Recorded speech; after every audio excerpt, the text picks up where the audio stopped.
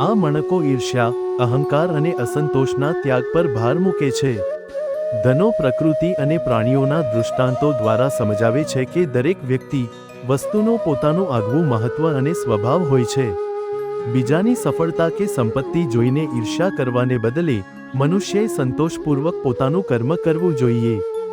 આસોપાલવની ઊંચાઈ જોઈ કદી તુલસી ના રીસાય, મોટી કાયા જોઈ હાથીની કદી ઉંદરડીને નાનપ ના જણાય.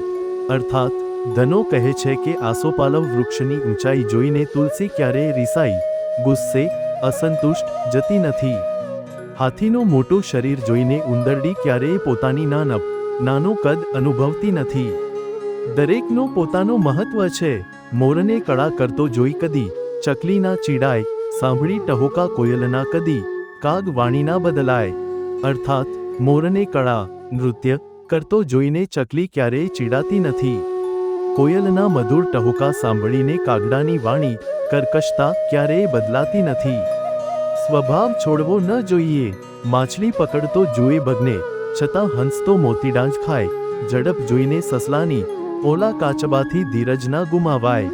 અર્થાત બગલાને માછલી પકડતો જોઈને પણ હંસતો મોતી જ ખાય છે, પોતાના સત્વને વળગી રહે છે. સસલાની ઝડપ જોઈને કાચબાથી પોતાની ધીરજ ગુમાવવી ન જોઈએ.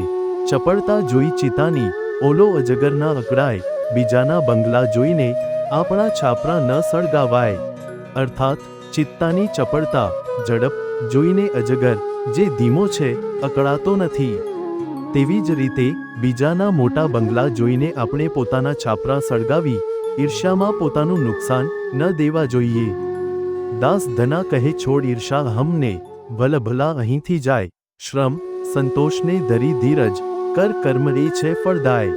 અર્થાત ધનો કહે છે કે તું ઈર્ષ્યા અને અહંકાર, અહમ છોડી દે, કારણ કે ભલભલા મોટા લોકો પણ આ સંસારમાંથી ચાલ્યા જાય છે.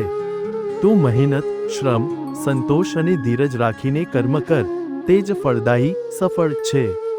મણકાનો સારાંશ. આ મણકો ઈર્ષ્યામુક્ત જીવન જીવવાનો સચોટ ઉપદેશ આપે છે.